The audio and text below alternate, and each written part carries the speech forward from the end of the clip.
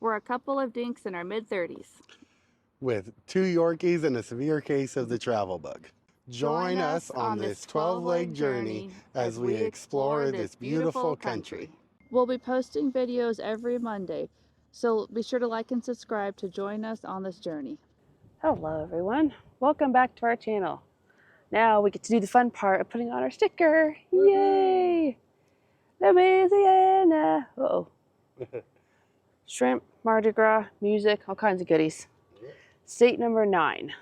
Hey, we're almost to double digits. We are. It's going by pretty quick. It is. Doesn't seem like we've already been on the road for over 2 months. Look at that. We are getting there. It's filling in. Next state will be Texas, and that's gonna huge. Fill in a lot of those lower part of the map.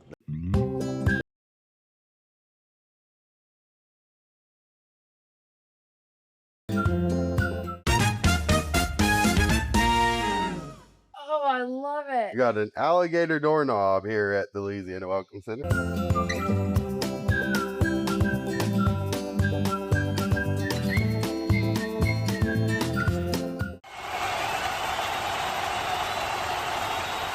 Ladies and gentlemen, mesdames et messieurs, my name is Liam. This is the grand finale of the show. After the grand finale, I'm going to ask you for money. Please put some money in the hat. Or if you don't have cash, I also have one of those fancy QR codes. Fight.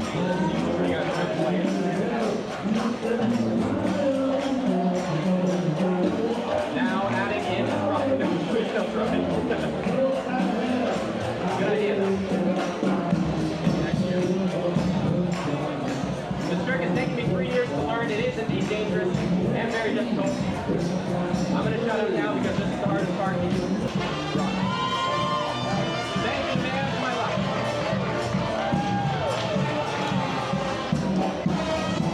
Everybody clap.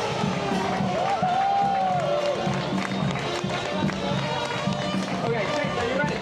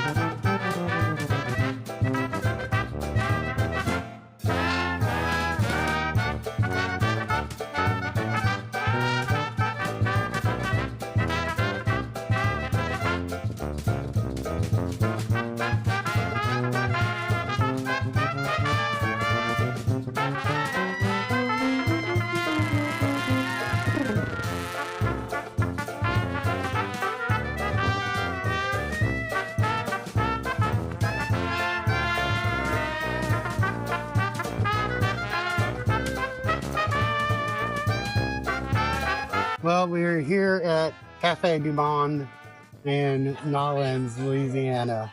My mom said we had to come here and try out the beignets. So we're gonna try out the beignets. Oopsie. Yeah. Maybe. Technical difficulties. Ooh, they're hot. Oh. Oh, those are hot. Not bad. Yeah, it's like funnel cake vibes. It does. It makes sense. Fried dough. But definitely tastes like a funnel cake. Amber's always got to feed whatever wildlife she finds. Yeah, sure do. He's cute.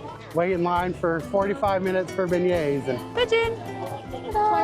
she feeds it to the pigeons. Oh no.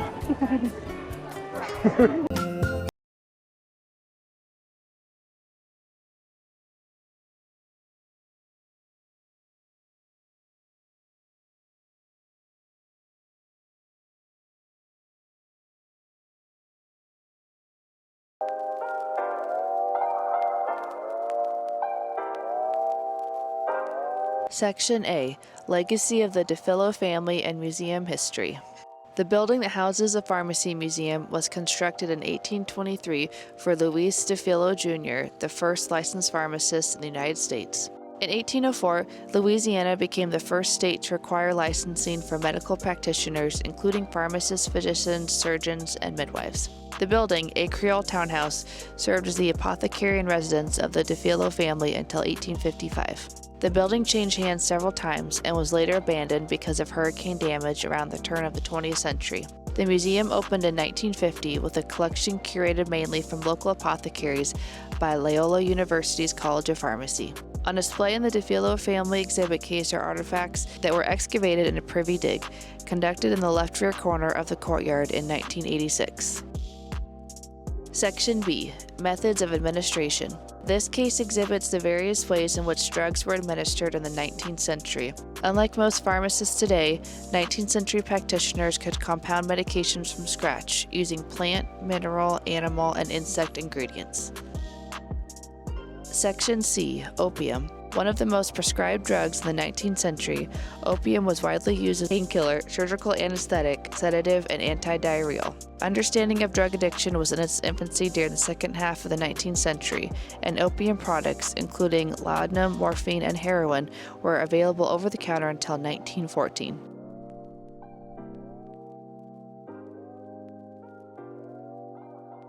Section D, Questionable Medical Practices. The 19th century was a turning point in the history of medicine. With the discovery of surgical anesthesia and the germ theory of disease, physicians and their parents entered the realm of modern medicine. As great as the advances were, however, many 19th century medical practices may be considered questionable today.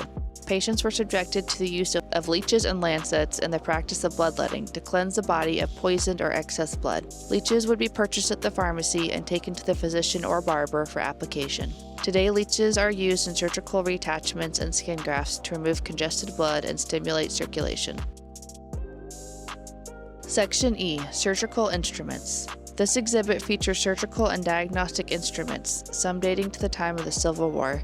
Amputation knives and saws, bolt extractors, stone searchers, and trocars provided a chilling reminder of the time when procedures were performed without sterilization. Although pharmacists usually did not perform surgical operations, many did stock surgical equipment in their stores to sell to medical professionals. Section F, the soda fountain. The soda fountain was invented in American pharmacies as early as the 1830s as a method to make bitter medicines more palatable. The museum's soda fountain, in working condition except for its lead pipes, was carved in Philadelphia around 1855 and is made of Italian rose and black marble. Section G, Voodoo Potions. Louisiana Voodoo is a syncretic religion melding West African religious beliefs and practices with Roman Catholicism and Haitian Voodoo. In New Orleans, Creole society was permeated by the practice of voodoo, especially the use of potions and gris-gris bags. Although voodoo was not acceptable in all social circles, believers and the curious from the upper class would purchase voodoo potions at their local pharmacies with relative anonymity. Love and luck potions were sold under the counter using a number system that inspired the hit song Love Potion No. 9. Voodoo healers also possessed a vast knowledge of the use of herbs to treat common ailments. Years before the discovery of penicillin, voodoo healers recommended the use of moldy bread to treat syphilis. Section H. Patent Medicines. Patent medicines, regarded as the miracle elixirs and cure-alls of the 19th and early 20th centuries, are arranged in the cabinets along the wall according to the ailments they claim to treat. Although most were never patented, the name stems from manufacturers' desires to keep the ingredients secret. Many of the tonics contained alcohol and narcotics that effectively masked the patient's symptoms while doing little to effect a cure. Consumers, beguiled by the flashy and exaggerated sales pitches of traveling medicine shows and testimonial ads, were swayed to purchase many medicinally worthless tonics in the name of good health. In fact, it was not until the passage of the Pure Food and Drug Act of 1906, requiring the listing of alcohol and narcotics on the label, that the government began to legislate consumer protection from unscrupulous pharmaceutical purveyors. Section I. Pharmacist Work Area. Located in the right rear corner, the compounding area exhibit contains tools and ingredients used in preparing prescriptions. In the 19th century, the view into the compounding area would have been blocked by another work surface and shelf area. Pharmacists worked in secret, usually behind the most opulent piece of furniture in the apothecary, to enhance the mystery and alchemy of their profession, and impress upon their patrons the idea that medicine from such a grand place would work. Suspended from the ladder are hanging prescription files, where prescriptions were skewered on a wire for storage. This system was used in the 1950s. The rounded appearance of the prescriptions resulted from corners being worn away over time.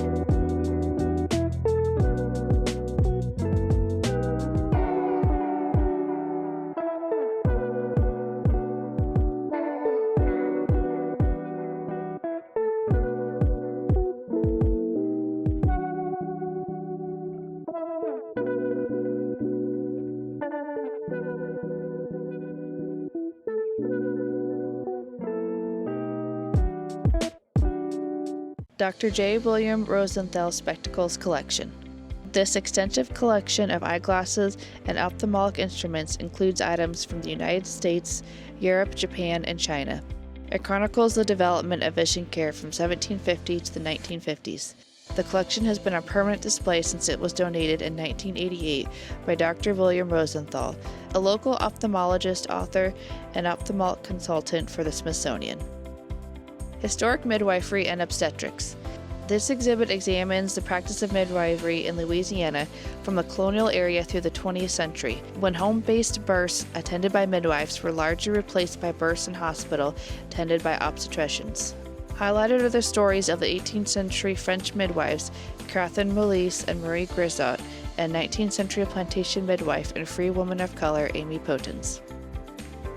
The house call, the afflicted, the indecent, and the indisposed.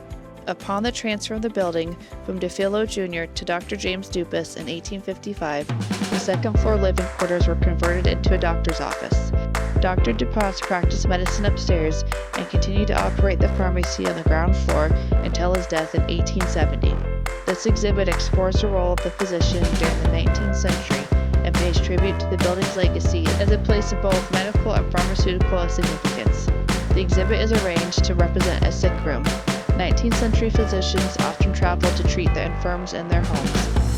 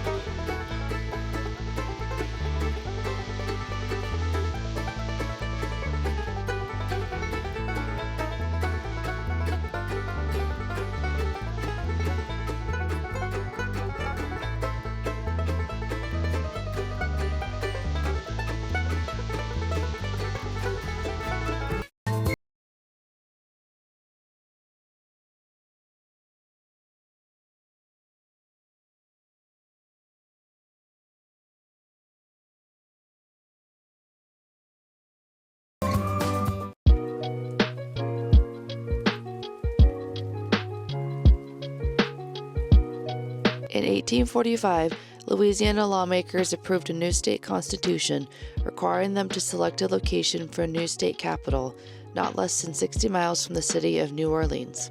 Baton Rouge, located about 100 miles north of New Orleans, was selected as a location for the new state capital.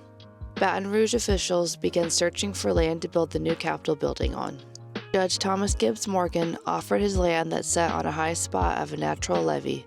Through public donations totaling $20,000, the city of Baton Rouge donated this plot of land to the state for a new Capitol building in 1842. Architect James Dakin's plans for the new Capitol building were quickly selected by the legislature. Dakin envisioned a unique and awe-inspiring building with prominent Gothic-style architecture. Workmen began clearing the land in July of 1847, and the official groundbreaking was held in October. In January of 1850, the legislature met for the first time in the new States House under Governor Isaac Johnson. By the 1860s, with a possible civil war on the horizon, legislators met in the House chamber to discuss the state's possible succession under Governor Thomas Overton Moore. On January 26, 1861, the legislature voted to secede from the United States of America. The scene from inside the State House was described by the Weekly Gazette and Comet as a shout as never before went up from the old Gothic building. Louisiana became the sovereign and independent Commonwealth of Louisiana for 2 months before joining the Confederate States of America. In 1862, the state government left the capital and fled Baton Rouge in advance of Union troops. Union troops quickly took over the Capitol building and used it as a command post, prison, and garrison. Union troops occupying the building allowed a fire in the Northwest Torrent to rage, ultimately causing a catastrophic fire that gutted the building. In 1866, with the Civil War now over, the state building was re-established in New Orleans and the building remained vacant. The State Constitutional Convention of 1879 stated that Baton Rouge was once again to become the seat of government in Louisiana. The legislature allocated $153,000 to repair the State House and appointed William A. Freret as architect. Freret's version of a fourth-floor cast-iron spiral case, stained glass dome, and exterior towers were approved and reconstruction of the building began. The newly reconstructed Capitol building was complete in 1884. In the following years, fiery debates and fistfights broke out throughout the building, namely over the first Louisiana lottery. In 1906, a fire in the Senate chamber caused extensive damage to the east wall of the building and water damage throughout. The legislature provided funds for repairs. Notorious Governor Huey Long was elected in 1829. He would be the last governor sworn in on the grounds until Mike Foster in 1996. In April of 1929, the House of Representatives voted to impeach Huey on numerous charges, including bribery and misuse of state funds. The round-robin agreement was submitted and included the signature of 12 senators, just enough to block the needed 2/3 vote for impeachment. Following this, Huey convinced the legislature to erect a new state capitol. Construction of the new state capitol was complete in 1932.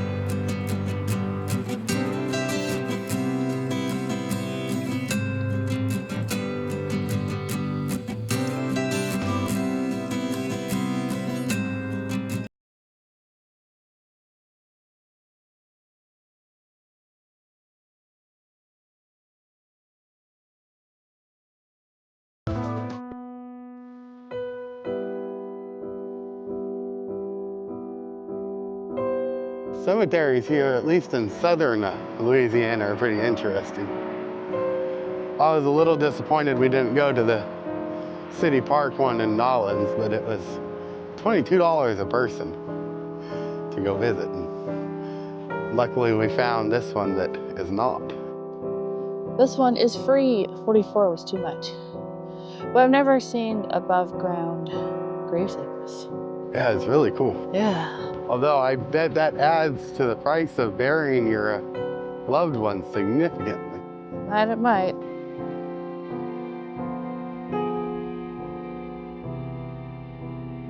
The kids are buried, but not the parents. Look at that. Oh, that's not really unfortunate. Oh my God.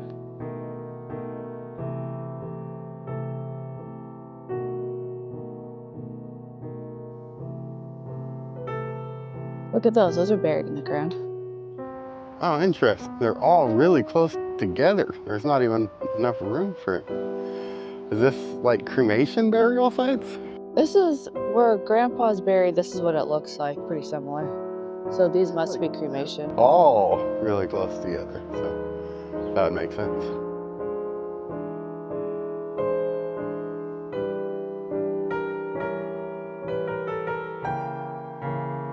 I don't know that I've ever actually been in that. Mausoleum.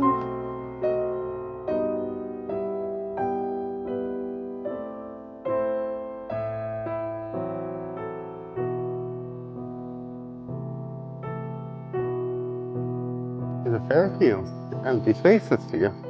Well, I guess they got room. People don't tend to stop dying. It's just part of life. Yeah. It's one of the few guarantees we have in life. This one is pretty empty. I wonder if this is a newer one. There's a lot of like double, or I don't know. That's supposed to be a double in the middle. I wonder if that is like for a family section or something. It's the same for this one here. Wife isn't gone yet. 35 to 22. That makes him what, 90? September 29th, 1956. They were married for quite a while.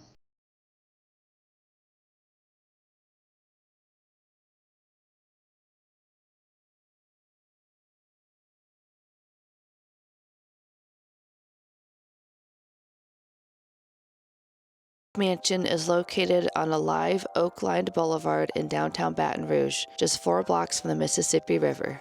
When Governor Huey Long took office in 1928, he viewed the existing governor's mansion as a symbol of the past.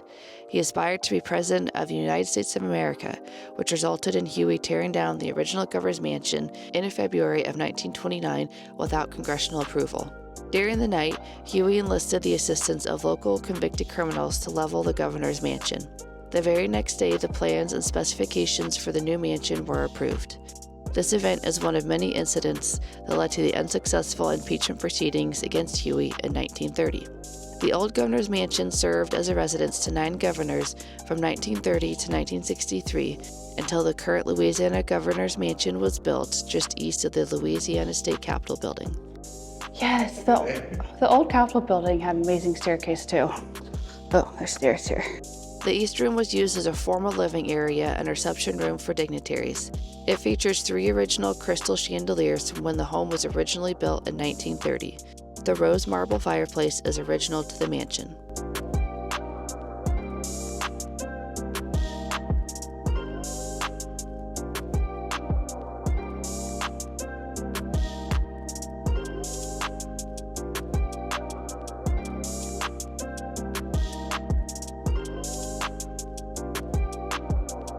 In the dining room, Zuber's Scenic America wallpaper lines the walls. Though the French creator may have never actually seen America, it depicts the Boston Harbor, Niagara Falls, West Point, and New Jersey looking into New York.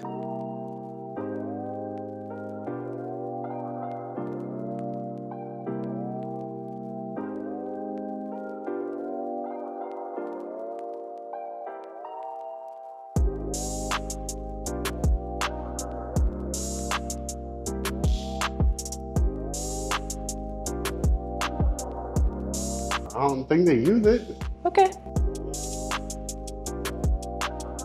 But maybe they do. I think they do. I don't know if we're supposed to be in here. I don't know. They had it open. Yeah, I know. That's what's weird.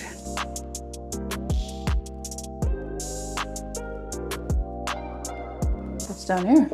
I don't know.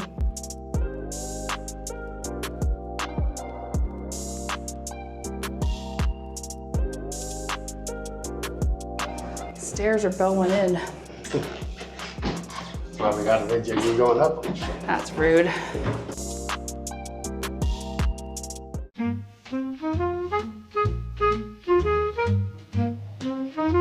Oh, man. Ooh, Would you look at that piano? this must be the library. I'm guessing so. The cypress mantel and fireplace were installed by Leach in 1937. The secret staircase was put in by Huey when the mansion was first constructed so he could easily escape upstairs. Here we find ourselves in Huey's office. The carved state symbol on the desk has a pelican's head facing the wrong direction. Huey's cap and gown were worn when he was awarded an honorary degree from Loyola. Before Leach's renovations, this office had double doors leading to the library.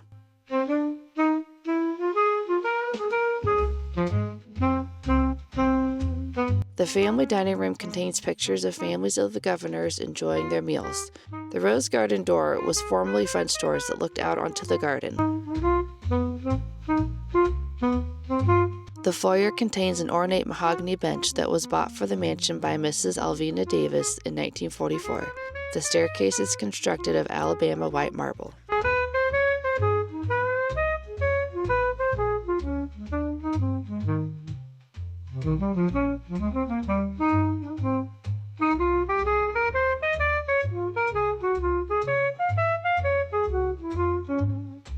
They're nice chairs. I like them. Should get these for home.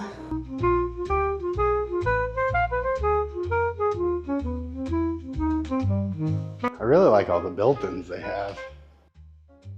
This room was directly inspired by the Oval Office in the White House. It was built to provide the perfect view of the Capitol building, and it was used as a TV room for the children of the mansion.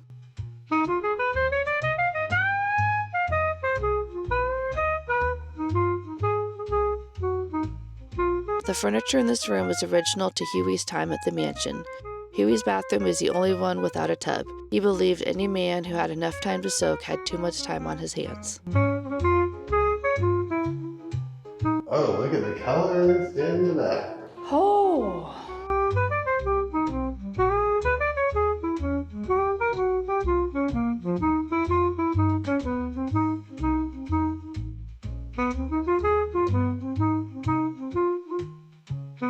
The sun porch was used for napping and a cool place to sleep. All furniture and artifacts belonged to Governor Foster. His cane was made with a shark vertebrae made by an Anglo prisoner.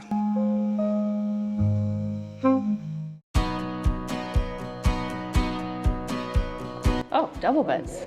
Don't want to get too close to the wife. No, I didn't get that. The twin beds were gifted to Earl and Blanche when they were married in 1932. The pin on the desk is how he campaigned for Congress after his very public bout at the mental hospital. Earl lived in the mansion on 3 separate occasions. Which color is better, the puke green or the pink?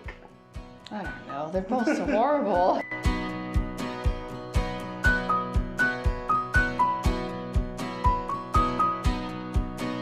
Notice the side table with the radio built in. These were popular during World War II due to lack of car production. Celebrities would go across the country selling war bonds, and a few stopped by to meet Governor Sam Jones.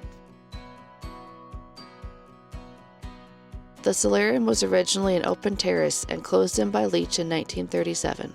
The copper gutters in the ceiling were installed during Leach's administration as a way to cool the room.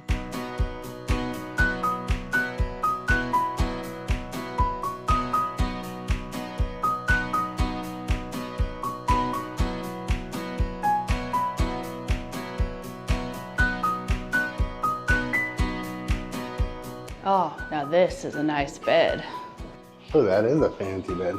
Governor Jimmy Davis was a unique governor who lived to see 3 centuries, from 1899 to 2000. The quilt on the bed was made by his mother-in-law using his neckties. The saddle was the original one Jimmy used to ride his horse Sunshine. Ooh, it's purple.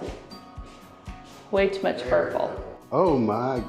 The colors they chose for all these bathrooms is interesting.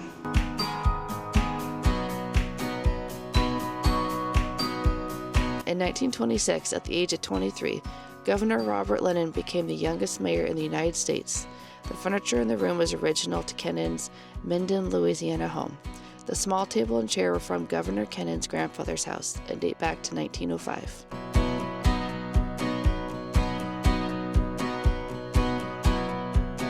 And the bathroom is yellow.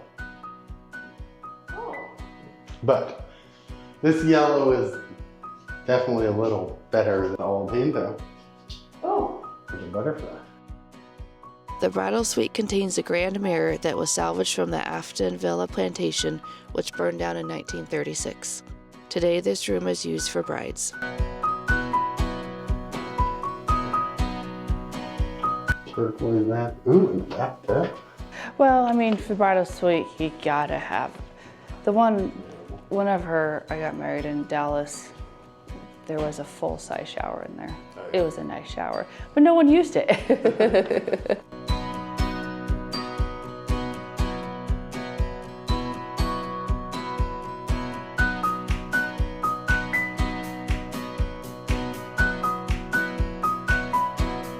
Oh, it's bright out It here. is really kind of interesting. Everywhere we go, we tend to significantly lower the average age of the people that are around us. Yeah, we do. We definitely just did here. We're by far the youngest people in there.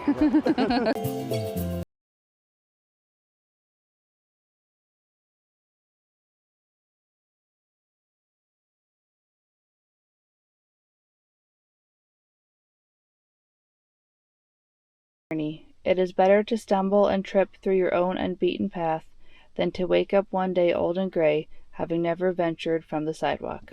Kyle Sickles.